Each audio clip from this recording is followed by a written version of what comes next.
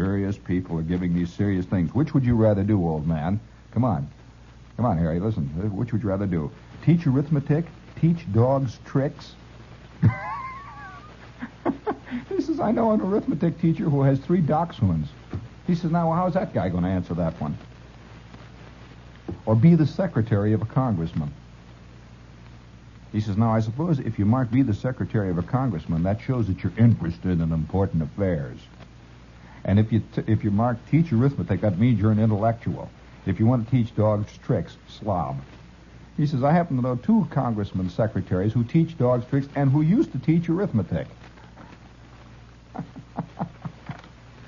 Oh, yeah, well, we've got an almost insane desire to categorize things. And I'll tell you how insane it is. That one of the big listings magazines, that lists things for television viewing, do you know that they refused to list my television show for weeks on end for one reason? They wouldn't put it in. They would just say, to be announced. And the reason they wouldn't was because I refused to tell them a week in advance what I was going to talk about and the punchlines of all the gags that I was about to put on. Have you noticed whenever you look in one of these little TV things that says, be sure to watch Loretta Young tonight. Bob Hope pays a surprise visit to her. Oh, boy, it's such a surprise. When Bob Hope pays a surprise visit, he comes in cleverly disguised as a Franciscan monk and completely fools Loretta Young. After that, they are visited by her idiot cousin from Circleville, Ohio, who also is disguised, this time, as a good humor salesman. All the disguises are discovered in the last act, and Bob unveils himself as old Bob Hope, and everyone is surprised. It's such a surprise. Be sure to watch this surprise tonight. Well, I mean, are the people who read this thing, are they surprised then when it happens?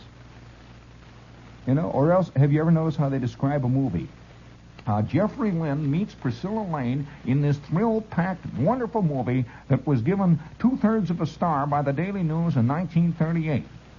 Jeffrey Lynn is a test pilot, and for a long while it looks like Jeffrey Lynn is doomed. However, there is a happy ending as the two of them finally make it in the last scene, and Jeffrey lands his battered Spad on the field, accompanied by the cheers of Barry Fitzgerald, her old elderly uncle who designed the airplane. What is this, And we have an insane desire not only to know the answers before they're given, but also to categorize everything. And, of course, this is learned very early in school. I mean, kids are always asked to categorize things. Which do you like better, writing book reviews or standing on your head? It's kind of mutually exclusive, but nevertheless somehow coupled. And it's all part of the interesting tag thing. Tag. Put a tag on it. Believe me, you know why most of the comics who work on television and radio, why most of them have to have canned laughter, is because if they didn't, people wouldn't know it's funny. They have to be told it's funny. And so if you were to see, let's say, the Danny Thomas show, have you ever wondered about these people that are doing family comedies and they're in their living room? I mean, they're in the kitchen, the living room, and you keep hearing people go, where are these people sitting, supposedly? In the bedroom, watching them, laughing? Well, the reason that they have to have the canned laughter is because the comic realizes that if he didn't have this, nobody would know what category to put him in. And if he's categorized as comic, then people will laugh. If he isn't, that's where my, people never know. I get letters from people constantly. Dear Mr. Shepard, I have to tell you a terrible thing, but the other day when you were talking, I had to laugh at what you had to say. And she's apologizing. Speaking of laughs, this is WOR AM and FM New York, and we'll be here until 5 minutes to 2, just before the opera. I see them all lining up across the street for the opera. Oh, listen. One of my favorite operas is being done tonight. I like Turandot. Turandot today, isn't it? Isn't it Turandot this afternoon? Well, this is not one of my particular favorites, but one of my real favorites is being done tonight at the Met, and I would love to go. This is Elektra. Strauss's Elektra. That is a wild opera, beautiful opera. One of the greatest orchestrators of all time, and this man is one of the few people who wrote opera who really uses the orchestra with the total drama. Most operas seem to be accompanied by an orchestra, but boy, Strauss would never play the orchestra down, and it's a beautiful opera.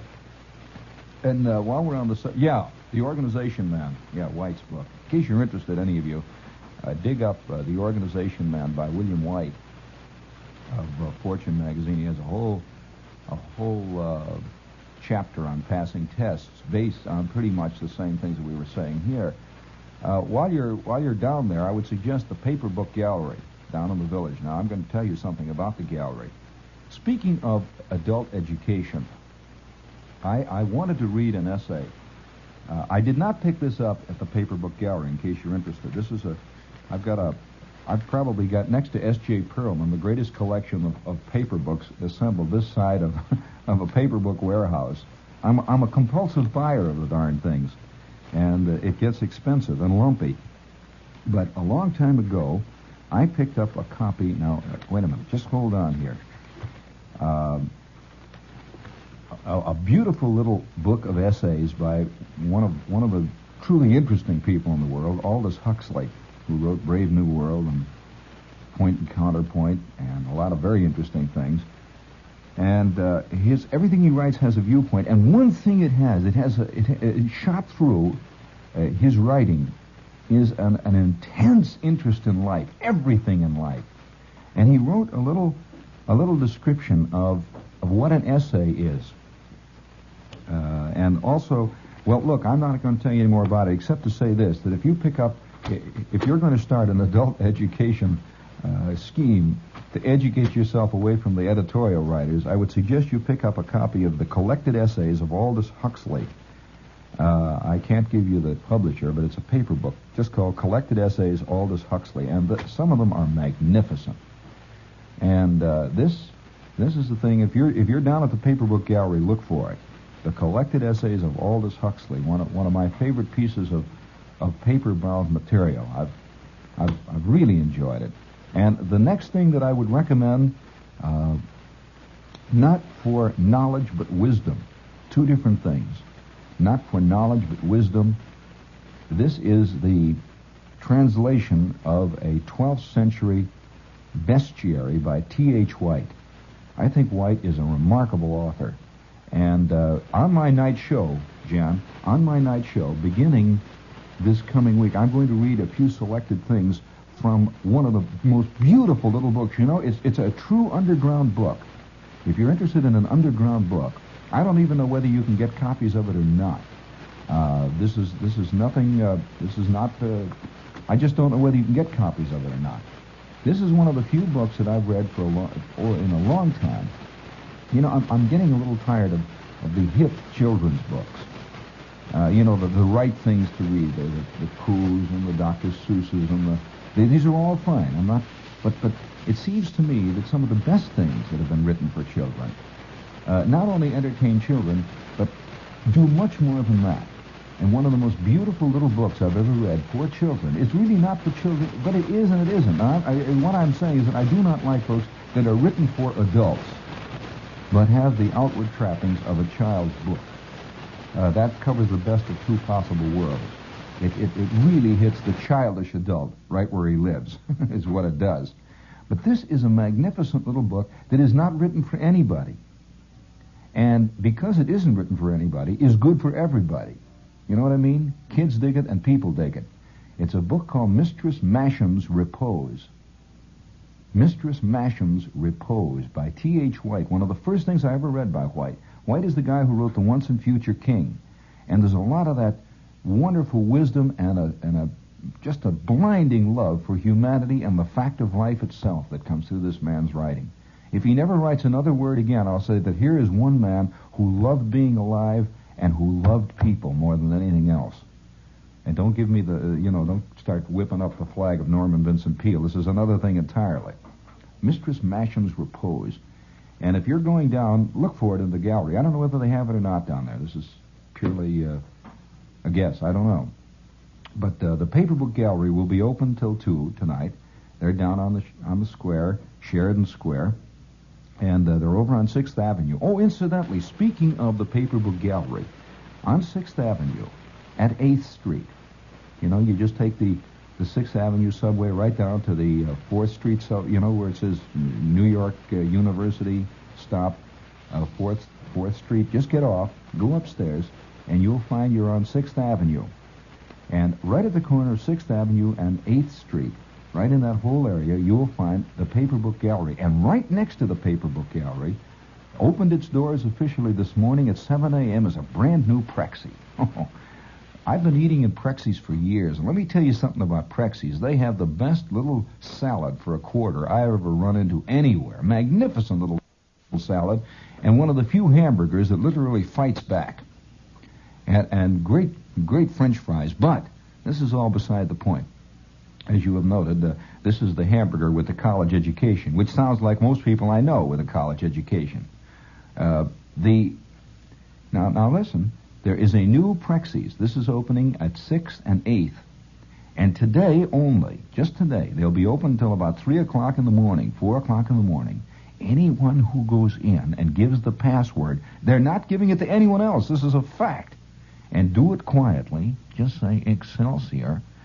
They will bring you out a strawberry shortcake with ripe, fresh strawberries poured over it and covered with a great big gob of soft ice cream. Have you ever had Prexy's soft ice cream? This is real ice cream. This is not frozen custard, any of that jazz. It is fantastic, and it is on the house today only. And immediately after the show, I'm going to mosey down and say Excelsior. I'm taking you down there, Jan. I hope you haven't eaten for a week. Any of you people... I'll tell you this, any of you people who are living on a 900-calorie diet, you know, that can be very inconvenient, you know. There's 900 calories. I suggest you do this. Come on down to Prexy's today, say Excelsior. Down this strawberry shortcake, and you won't have to do it for the rest of the week. You're through eating for the rest of the week. It will carry you all through. 900, you know. Which would you rather do? Hang by your feet, eat strawberry shortcake, or holler whoopee? Now, come on, give me the answer there. We're going to put you in a category, kid. Now, remember, Prexy's on 6th Avenue at 8th Street. It's the new one. Well, I don't know, you know. Oh, yes, we have another one here. We got right down there, right across from the other Paper Book Gallery, which is on Sheridan Square, is the Pottery of All Nations. Do you know what happened to me the other day? Did I tell you on the air about the guy who sent me the Okinawan mugs from, well, all right. I don't know what to say about this, but there's a girl who works for me, and she did it. You know what she didn't even say I'm sorry. How do you like that? She takes my Okinawan mug, which I had never used. I had used it once. I had guests in my office, and I had coffee put in one of them, and this mug was in my desk, and she takes the mug out, immediately drops it. Pow! Busted Okinawan mug. I've got one Okinawan mug now, which was sent to me from Okinawa, and today, Jimmy, with the production supervisor here, comes up to me and he says, "Get me some Okinawan mugs. They're beautiful." I don't think they have any anymore. I know they don't have any down at the Pottery of All Nations, or do they have some now? I don't know. But if you don't know about the Pottery of All Nations, doesn't it irritate you when you lose something? I mean, something that, it just, what a frustrating feeling. You know that I went all over Europe the last time I was in Europe, and I had a big sketch pad filled with sketches. And I had sketches of Rome, I had sketches of Frankfurt and Munich, and sketches of Austria, and a lot of Roman sketches. And I had worked awfully hard. And the last day, I was on my way back. I arrived in Munich. I was going to catch the plane the next morning for Frankfurt, and then from Frankfurt in to New York. The last day, I left my sketch pad on a bus in Bavaria. I never got it back. And you know that thing rankles me yet? If I had it, I probably would have the sketch pad stuck under a lot of stuff, but I still remember. Every time I see my new sketch pads now, I get mad. Something irritating. And you know that I have almost stopped drawing since that? Just a fantastic, I don't know, it's a kind of a intense disappointment. And for some reason or other, that busted Okinawan mug became 50 times more important to me when it was broken. And I have it in my desk now, busted. Huh? Oh, I'll fix it. I'm going to glue it together and all that stuff. But it still is broken.